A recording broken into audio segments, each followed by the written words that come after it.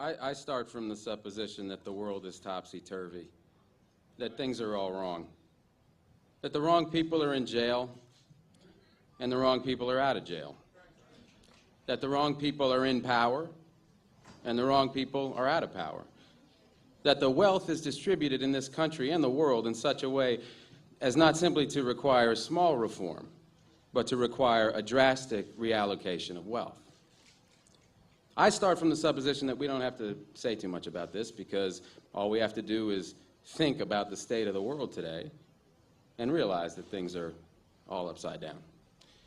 Now, if you don't think, if you just listen to TV and read scholarly things, you actually begin to think that things are not so bad, or that just little things are wrong. But you have to get a little detached and then come back and look at the world, and you are horrified. So we have to start from that supposition that things are really topsy-turvy. And our topic is topsy-turvy, civil disobedience. Now, as soon as you say the topic is civil disobedience, you're saying our problem is civil disobedience. That is not our problem. Our problem is civil obedience.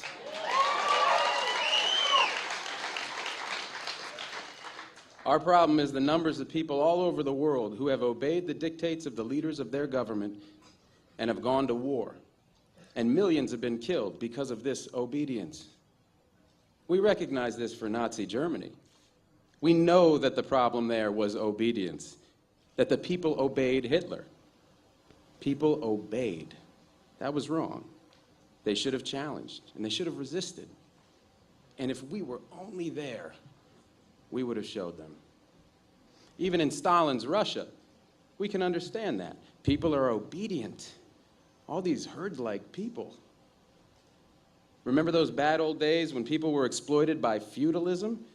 Everything was terrible in the Middle Ages.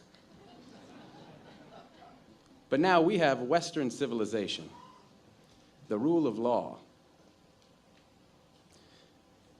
The rule of law has regularized and maximized the injustice that existed before the rule of law. That is what the rule of law has done.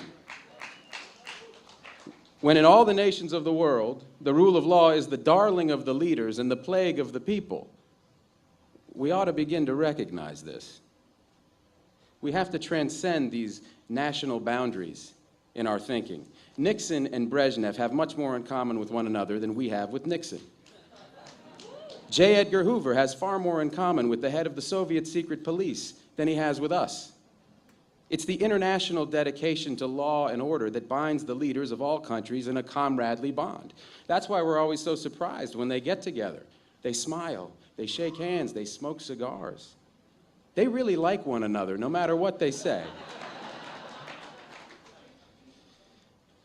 What we are trying to do, I assume, is really to get back to the principles and aims and spirit of the Declaration of Independence. This spirit is resistance to illegitimate authority and to forces that deprive people of their life and liberty and right to pursue happiness. And therefore, under these conditions, it urges the right to alter or abolish their current form of government, and the stress had been on abolish. But to establish the principles of the Declaration of Independence, we're going to need to go outside the law, to stop obeying the laws that demand killing or that allocate wealth the way it's been done, or that put people in jail for petty technical offenses and keep other people out of jail for enormous crimes.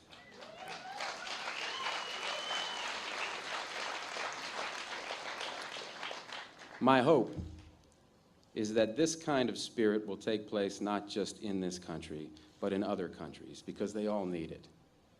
People in all countries need the spirit of disobedience to the state, which is not a metaphysical thing, but a thing of force and wealth. And we need a kind of declaration of interdependence among people in all countries of the world who are striving for the same thing.